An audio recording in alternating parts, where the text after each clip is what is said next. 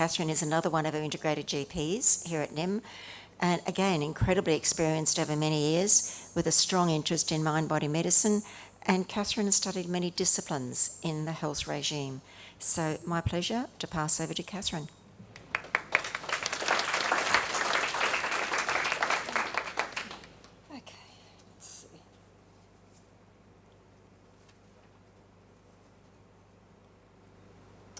Okay, so I'm very glad that Stephen covered the technical side of things so eloquently, because my talk will be different. I will talk from my interest in mind-body medicine. Thank you. I always get that wrong. And note what Christine said, we're not trained as presenters, so be kind. So self-care in a frenetic world, it's a big topic.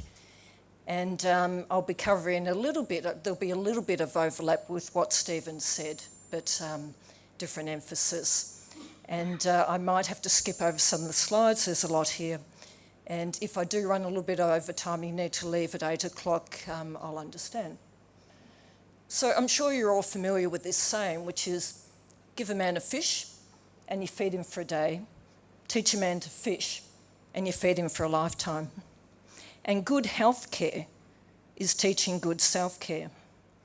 And I think we've come to a point where, rightfully and respectively, we need to give back the ownership and the authority of one's health back to the individual, with the healthcare practitioner being the advisor and the facilitator, but you own your own health. You are your most important project. It is your duty to look after yourself well.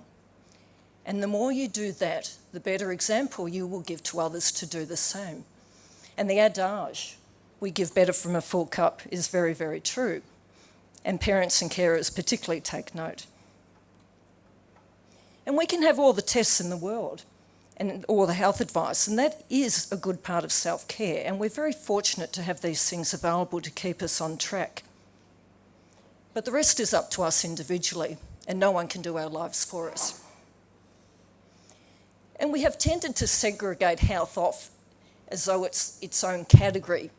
This is your life, this is you, and this is your health. Well, it's a misconception. Your health is not separate from your life, so I'll be talking in generalities about your life. And we can get very focused on the tests and the bits, and all that has its place, most definitely. But holistic and lifestyle health care, as Stephen indicated, takes into account every aspect of our life. So self-care, and I will use the term self-care and healthcare interchangeably, is taking care of the details, having the tests, having the therapies, all very necessary, while taking a more symbolic, bigger picture overview of our experiences and our health challenges. So as Stephen indicated, all good healthcare programs and self-care programs begin with addressing gastrointestinal health. And we know that gastrointestinal health has a huge impact on our general health. And gastrointestinal health, as Stephen indicated, starts with a healthy diet. But there are many other factors, including stress. And we know from studies of the brain-mind-gut interconnection, the vagus nerve, which goes from the brainstem to the gut and many other organs in the body, has fibres going both ways. So there's a constant interplay between the brain and the gut. Now, as Stephen indicated, there's a plethora of diets out there and it can get very confusing, and a lot of them are conflicting. So there's the 16-8, there's the 5-2, there's the autoimmune paleo, the paleo, gluten-free, dairy-free, and on it goes. I like to keep things fairly simple. So eating from a very wide range of foods, ideally greater than 40 different plant-based foods per week, that's hard to do. But the reality is we eat from a much more narrow range of foods now than we did when we were hunter-gatherers. And the wider range of foods we eat from, the more we're going to have nutrients from these various sources, and the less we're going to have food sensitivities when we're not eating the same food very regularly, when we're rotating our foods. It does take some effort to introduce new foods into your diet. Most of us actually eat from quite a narrow range. And as you know, largely whole, plant-based foods, preferably organic. We can't always achieve that though. Some protein, including fish, poultry, red meat and vegetarian sources, and the good fats. And if I was to recommend one diet, it would be the Mediterranean diet. And I think that's been pretty well proven as being a general healthy diet to recommend. And we do equate that with really vibrant, colourful food. Ideally, we avoid gluten, dairy and refined sugars as best we can, but with a little bit of flexibility. I like the 85% rule. This is what I do. I think it's achievable. If you can eat 100% great food, go for it. Otherwise, 85% really good, wholesome, healthy food. 10% neutral, because we are sometimes in positions where we don't have a lot of food choices, but we do have to eat. And in my opinion, 5% slightly indulgent. Now, a healthy diet is not just about nutrients, it's about the microbiome. And the microbiome has become the rock star of the medical world. And there's abundant research on the benefits of having a healthy microbiome. So healthy food and lots of plant-based prebiotic food will promote a healthy microbiome, which is our best multivitamin, because the microbiome, which is the trillions of cells that reside in our gastrointestinal tract, do help us make vitamins and so on. And we know that an unhealthy microbiome is associated with a lot of chronic inflammatory health conditions, such as heart disease, cancers, and even mental health conditions like anxiety and depression. Now, it's not just what we eat, it's very much how we eat. Ideally, we eat slowly, calmly, in a relaxed environment with little distractions, maybe apart from social ones. And we chew our food very, very well. This is often overlooked because it's not part of our culture that we stop and pause and eat, and it's a meditative practice to eat well. I saw a documentary, I can't remember what it was, but it was about office workers. I think it was in Paris. And I don't know if this is widespread, I haven't lived there, but they actually left their offices, went to a restaurant, not a quick takeaway cafe, sat down at a table with a cloth, ordered their food and dined slowly, and then they went back to their office. Now, that's not really part of our culture, but it's a good practice to get into, is to stop and pause and eat well. Now, food affects the expression of our genes, and even the atmosphere in which it is prepared, and how we are emotionally when we eat is a big factor regarding digestive health.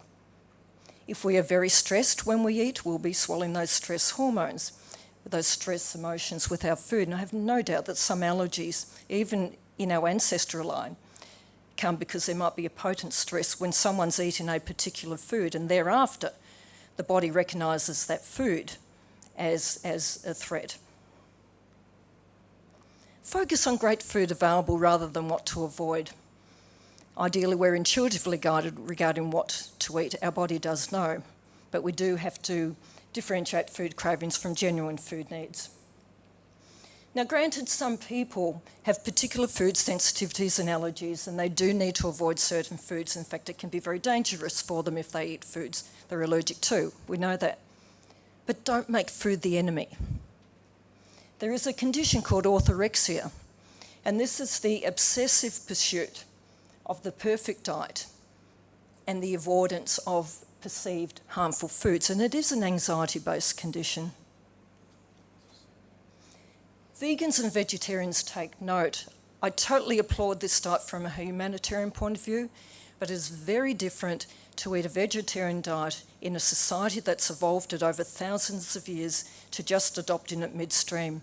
One has to be very, very careful about their nutritional intake, and it's quite easy to get nutritionally depleted with things like protein, B group, vitamins, iron, zinc, etc. So people who are vegetarians, vegans, often do need testing and might need supplementation with vitamins such as vitamin B12. And let's not forget, eating is to be enjoyed, and that joyful aspect is very health promoting. It is good self-care.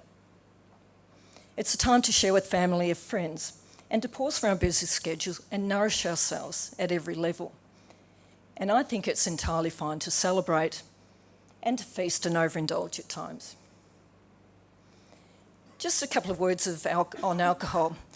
Many of us enjoy the occasional drink with friends, a nice glass of wine with dinner, but we all know that there can be too much of a good thing. Now, alcohol makes us feel better because it impacts the GABA receptors in the brain, and GABA is a very calming neurotransmitter. It makes us feel calm and relaxed and sociable.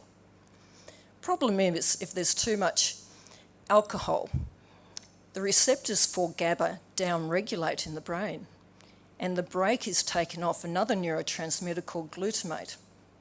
And glutamate is absolutely essential. We need it for focus, we need it for learning, but in excess amounts it's quite dangerous, and it can make us very irritable, very agitated. And that's why sometimes, the mates might go to the pub and have a nice time, all good in the beginning, but then the pub brawls happen. That's because they're switching from the GABA to the glutamate. Alcohol also is an antiseptic, so it can wipe out some of our good bacteria in the gut. And something that a lot of people might not realise is that excess alcohol, even moderate alcohol in women, is a significant risk factor for breast cancer.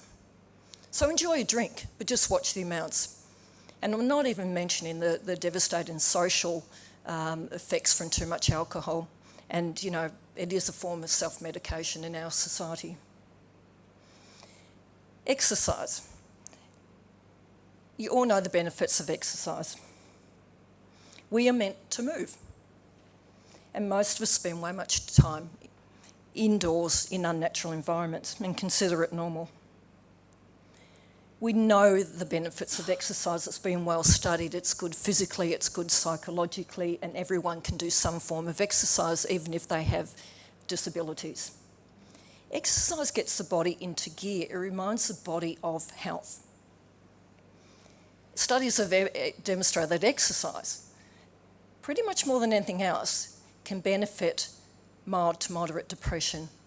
It's incorporated into cancer care protocols, rightfully and beneficially. And it gets us out of our overworked minds into our bodies, and it's very grounding, and we need that balance. So we have individual needs, but everyone can do something. And it's good to mix the exercise up, some aerobic, some anaerobic. Weight exercise is the only anabolic exercise. It builds muscle as long as people have enough nutrients. Aerobic exercise is more catabolic, it burns down muscle, so we need a combination. It's good to do small things during the day, getting up for 2 minutes every 20 minutes, walking around a bit. We know that sitting's the new high cholesterol. Incidental exercise, taking the stairs, walking a bit longer to the train station, moving around during the day. And if you do have specific health challenges, it's good to discuss your exercise needs with your healthcare practitioner and maybe an exercise physiologist. So obviously exercise is good, but we can have too much of a good thing. And some people think that if they get up at 5 a.m. a few mornings a week and then take up boot camp, it's going to make up for all other health indiscretions. Not so. And of note, if a person is unwell or nutritionally depleted, excess exercise can be quite harmful. Moderate exercise is fine, but excess can be harmful. And we often underestimate the nutritional requirements of exercise. For example, moderate exercise increases our protein requirements by 50%. And many people, particularly women, are protein deficient to begin with. So if they exercise excessively, they're catabolising their own tissues. They're stealing protein from other areas of the body. And excess exercise is stressful and it's inflammatory. Rest recovery is a very necessary part of exercise. For people who love to exercise, and I totally applaud that, I love to exercise, have some days off where you're actually not doing a lot of intense exercise. And we respond better to doing exercise we love for the love of it, with company we like, in a conducive, supportive environment, rather than a rigid exercise program. We can get so intense about our exercise. So do it for the love of the exercise rather than just as part of a healthcare protocol. And get outdoors. I think everyone should have 1 day per week where they actually have a day where they're mostly outdoors. This is good self-care. and we know that it will boost our vitamin D. We don't want to harm our skin, but we have become quite sun phobic. Listen to what your body needs and how it responds to exercise. Some people love the energy of group exercise. Mix it up, go crazy, dance, great fun, good for the mind, body and soul. We tend to be very intense. We're meant to move. People can dance at any age. I've seen people in wheelchairs dance. I've seen people with walking sticks dance. Little kids, they just naturally move to music. We need to introduce these things into our life. This is self-care. We know that mind-body disciplines like Tai Chi, Qigong and yoga are very beneficial at all levels. Great to introduce that into your busy schedule. Or you might want to do something a little bit more strenuous, like trekking to Everest Base Camp. That's my son in the middle, he went there last year. And have fun. Get creative, play. Go kick a soccer ball in a rice paddy. You know, kids do it, but we can do it too. We've lost our sense of fun. Go and play. It is so helpful. It's one of the most helpful self-caring things you can do for yourself. Sleep. Oh, to be that relaxed, hey? So this has been touched on, but we do underestimate the benefits of good sleep. This is a picture of your brainwaves, and our different brainwaves relate to different states of consciousness. So from fast to slow, they're beta, alpha, theta, delta. So beta is our normal conscious state where we engage the world. High beta is when we're stressed. I'm probably in high beta right now. Alpha is that really calm, relaxed state where we're awake and we're alert, but we're calm. So if I can't sleep, I get up and actually read a book, like old school, not a screen, a book, because that puts my brainwaves into alpha. I can feel it. And then I go back to bed and I fall asleep. Theta is that hypnagogic state between wakefulness and sleep. It's when the body's very relaxed and the mind's very calm.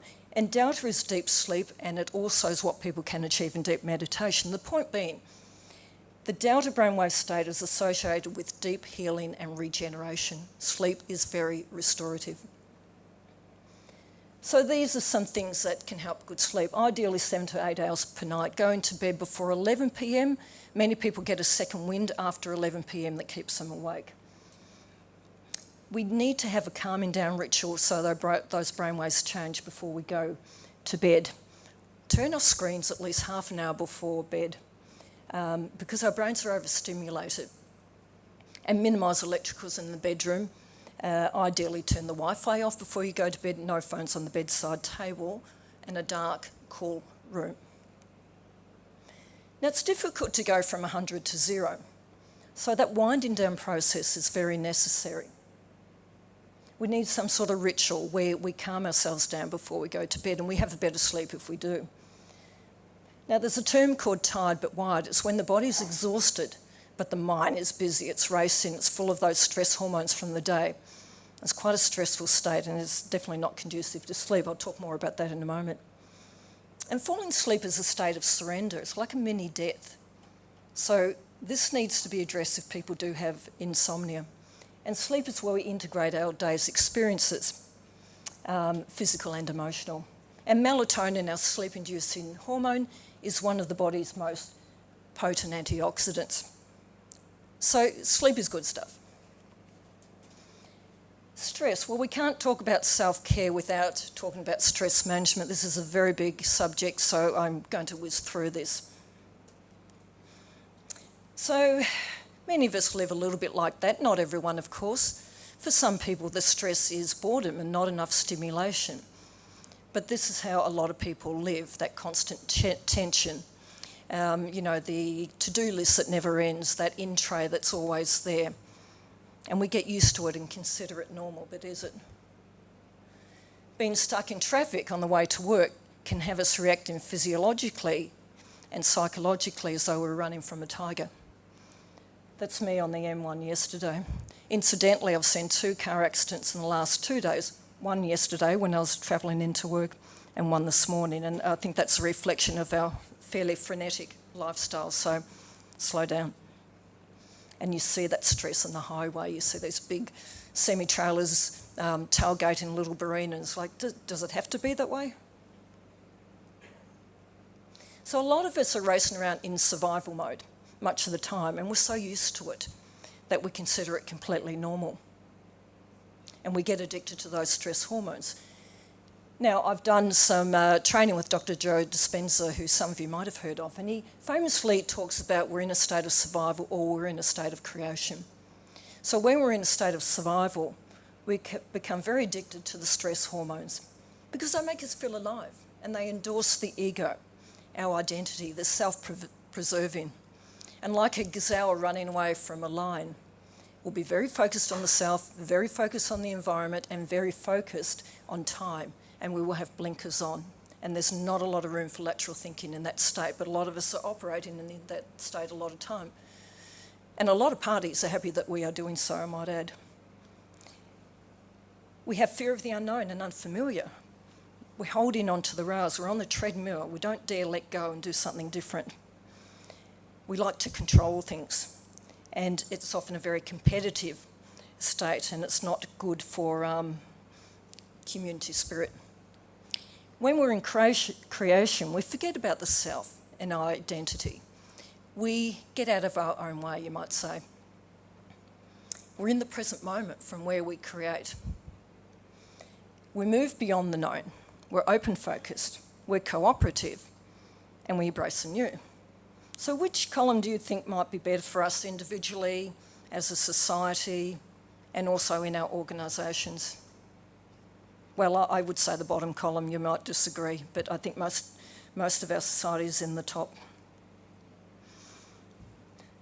When we're highly stressed, the brain does not integrate as well as it might. We default to those primitive survival areas of the brain. We lose our executive functioning. We still function, but in an automated way. So we default to habituated procedures, i.e. we become unconscious. And there's not a lot of room for lateral thinking or creativity. And we go about our lives in an automated way. We stay on the treadmill.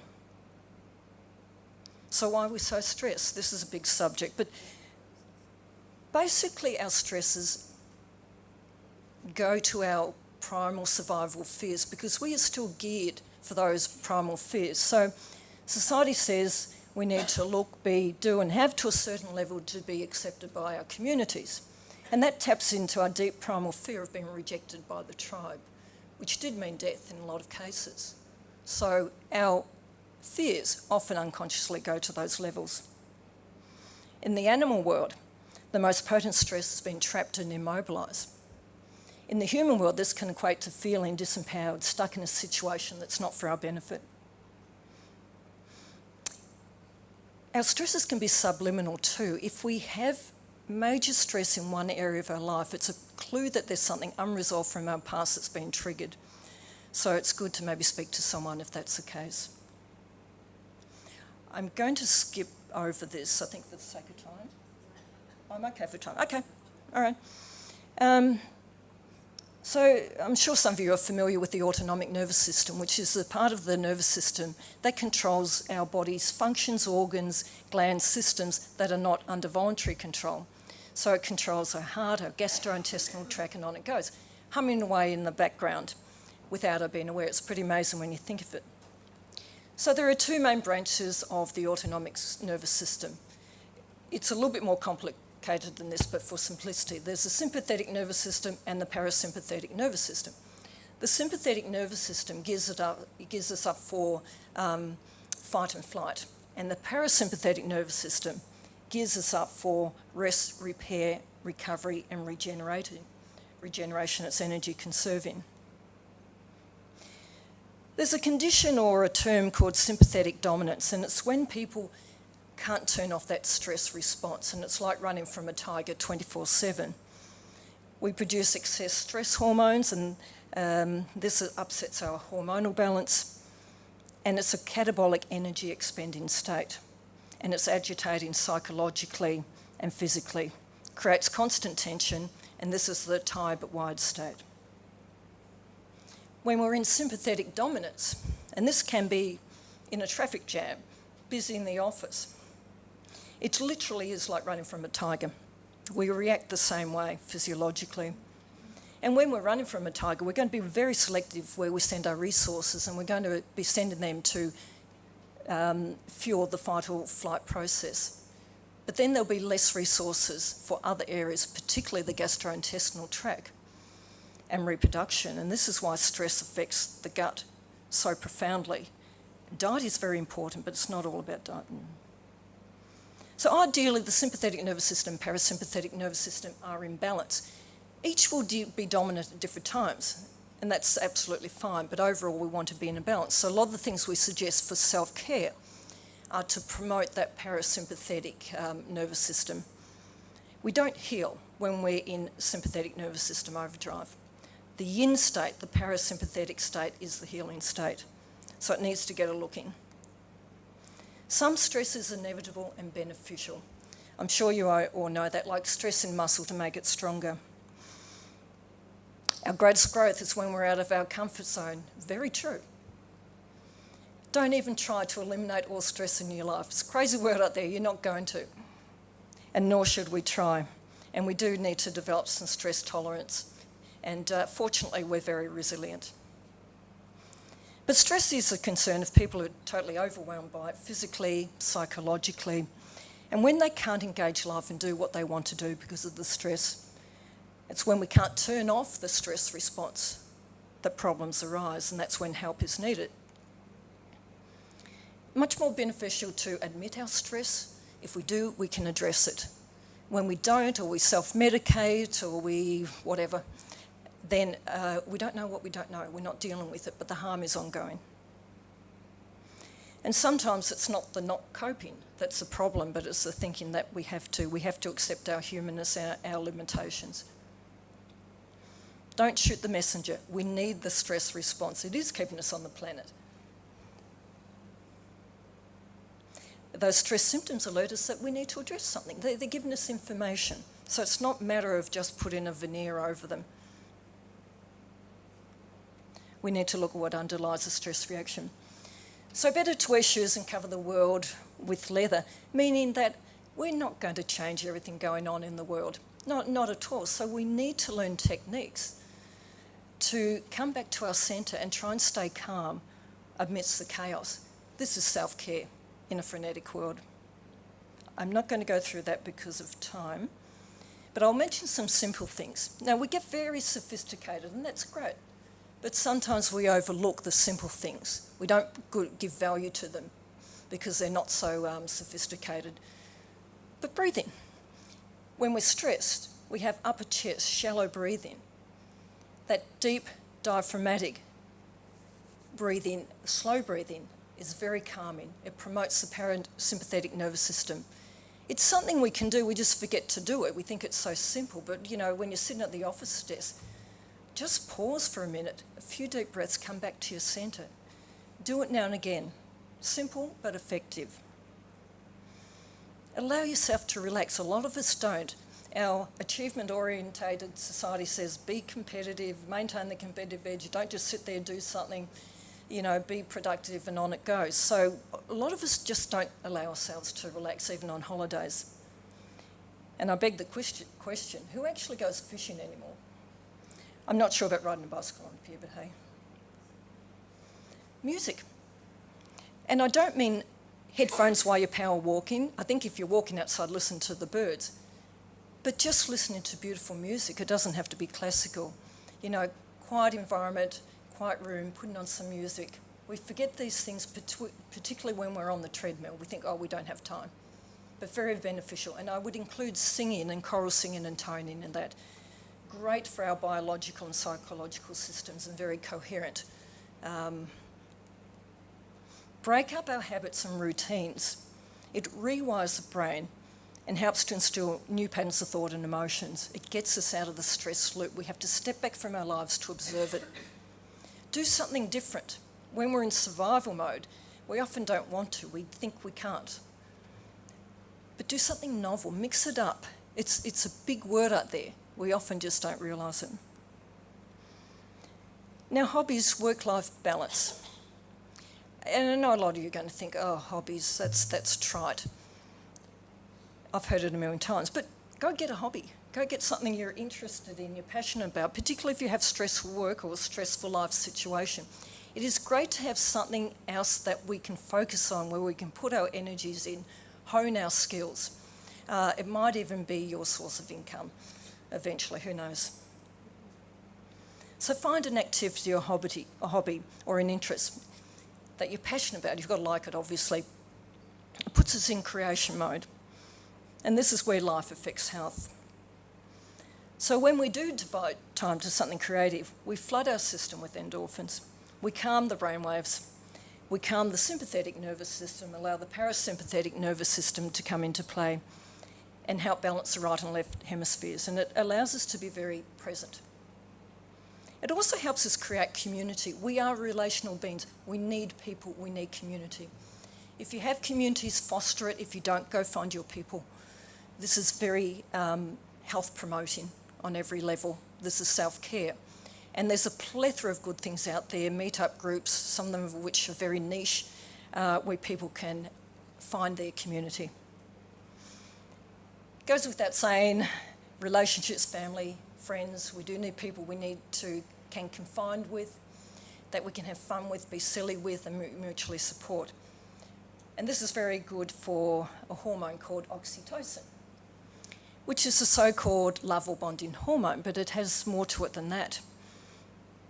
And particularly when we have a lot of oxytocin in early life, it regulates our ability to love and form social bonds thereafter. It modulates our stress response. It allows us to adapt better to ever-changing social and physical environments. It facilitates neurogenesis and tissue repair. It's anti-inflammatory and has antioxidant properties. And it allows neural circuits, new ones to be made while deleting old ones. So if we have the good fortune of being bathed in oxytocin in our early life, all of this is much easier. But some people do have had significant attachment trauma. All of this is a lot harder. So they have to create this for themselves. That's a whole nother topic. It goes without saying, but I'll say it, meditation, mindfulness, contemplation, well studied. We know the benefits physically and emotionally, psychologically of meditation. It does not have to be formal, full lotus meditation. And it helps us exercise our observer mind and our prefrontal cortex, which is the executive functioning part of our mind. So it calms down the emotional limbic part of the brain that might be freaking out. So it is very good to learn to promote this area of the brain. And that is part of the wearing shoes. The other thing about meditation is just it does help to put the brain in those slower brainwave states that are conducive to health. So when we're in the alpha, theta and delta state, the brain's more relaxed and coherent. And this promotes coherence and healing in the body, very much so. We all need to step back from our lives, observe where we are, where we're going, and what our priorities are. This is self-care. Meditation and contemplation gives us time to do that. It allows us to observe our lives. It helps us to plan our day, manage our life, reassess our priorities and reflect on our experience. We all need to do this. And something that's overlooked, but I think this is one of the most healthful and self-caring things you can do, is actually tune into your body. Actually be with it. It responds much better to the energy of love and gratitude than rejection. We have trillions of cells working, keeping us on the planet. Thank them. Where the mind goes, the body follows. It's an entrainment of sort. And modern healthcare is very much about find the bad thing and then treat the bad thing. That's fine, that's necessary, that's life-saving sometimes. But we need to match that with having a vision of good health, because we're only focused on a fear-based sort of thing. I don't think that's self-promoting myself. Some of my colleagues might disagree though. So we need a balance. So we can all benefit from some daily time to ourselves, to get us away from being on autopilot, unconscious. As said, it's very beneficial physically and psychologically to be present with ourselves. And this can be adopted in a meditation practice, or it can be a 10-minute tea break. It does not have to be arduous. I won't have time to go into this, but this is an area I feel very strongly about from a mind-body point of view. Being present with ourselves is being present unconditionally with what we really feel, without judgment and without self-punishment. This is emotional processing, this is emotional integration. We're not taught to do this in our societies. In my opinion, repressed emotions are much more harmful to our health and our well-being, and more likely to be acted out if we repress them. And in our society, the expression of emotions is not encouraged, and there is a great divide between reason and emotion. This dominates our experience. And emotional intelligence is where we're aware of, and we manage our emotions, because we do need to manage them. I'm not saying we act them out, but we're aware of them without repressing them or suppressing them, and we're more likely to act them out when we're unconscious of them. Be your authentic self, rather than who you think society or your family or significant others want you to be. Easier said than done, I know. But one of our biggest stress is not being who we really are and not living a life in accordance with that. Come home to your authentic self as best you can. I call this radical self-acceptance and self-love. And I'm not talking about a hallmark, sentimental, precious or narcissistic self-love. I'm talking about a robust, courageous self-love. And for some of us, it's a life journey. Self-honouring. We have all had difficult experiences, some more than others. We need to respect that. We need to honour ourselves and each other for what we've lived through. And work with your constitutional type, and that's physical and psychological. Different constitutional types. We're not all meant to be the same size. Have different dietary needs, different exercise needs. Introverts and extroverts are going to have different social needs. It's not that one's better than the other. We just have to respect who we are. I believe that all healing and self-love and self-care is the return to self-love. And this is not about getting your nails done and having a massage, though that might be part of it. It's that real deep self-love, self-awareness, coming back to yourself. And part of that is tuning into your intuition, and sometimes we have to hone that. And as Einstein apparently said, the intuitive mind is a sacred gift and the rational mind is a faithful servant. We have created a society that honours the servant and has forgotten the gift. And no truer is this than in some areas of healthcare. Look at your life symbolically. Define your purpose, find meaning in your life, particularly if you have difficult experiences, difficult health challenges. We all need a context, a philosophy that helps soothe our experiences. As Joseph Campbell famously said, follow your bliss, follow what's in your heart. Again, easier said than done. Follow your North Star, your guidance, your intuition. Great book by Martha Beck with the same title. And I went to a talk by Andrew Harvey many years ago, and he said, what is your heartbreak? What is your heartbreak? Because what breaks your heart will lead you to your purpose and your mission in life. And that doesn't have to be anything grandiose. It could be just how you relate to other people. But let's get real. We might burn the candle at both ends. Eat the wrong things. Forget the exercise. Get overwhelmed by stress. Not follow our intuition. Not be present with ourselves. Go on autopilot. Maintain old habits. Not have our routine health checks. Throw the container in the rubbish bin rather than the recycle bin, and on it goes. Or maybe that's just me.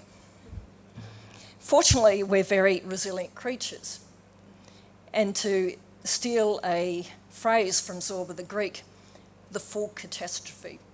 The full catastrophe of living a human life where stuff happens, from which we learn and grow and hopefully get back on track a little wiser. We are indeed creatures of habit, and we can easily default to old habits, and it does take some effort and patience to instill new habits into our lives. So be very patient with yourself. You know, don't make this hard. Don't beat up on yourself. I believe that self-compassion is self-love, is self-care. So I'm going to finish on this. Know yourself. Get to know yourself very well. Be yourself as best you can. Trust yourself as best you can. And trust the flow of life, because it's been shown that people who live very long lives, and it's not all about living a long life, it's about quality of life, but why not have both? They adapt very much to change and go with the flow of life. They plan their life, but they can also go with the flow of life when things change. So I'll end there. Thank you.